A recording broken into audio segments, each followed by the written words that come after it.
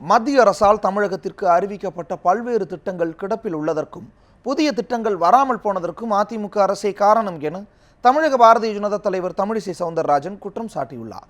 சென்னை பள்ளிக்கரணையில் செய்தியாளர்களிடம் பேசிய அவர், மின்சார சிக்கன திட்டமான LED பொருத்தும் திட்டம் மூலம் பல்வேறு மாநிலங்கள் பயன்பெற்ற நிலையில் அத்திட்டம் தமிழகத்திற்கு வராமல் போனதற்கும் மாநில அரசுதான் காரணம் என்றும் புகார் தெரிவித்தார்.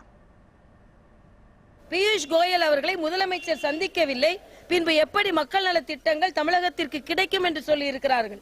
பியூஷ் கோயல் அவர்களின் திட்டம் மட்டுமல்ல, நெடுஞ்சாலை துறையில் பல திட்டங்கள் மாநில அரசின் ஒத்துழைப்பில்லாமல் கிடப்பில் போடப்பட்டிருக்கிறது.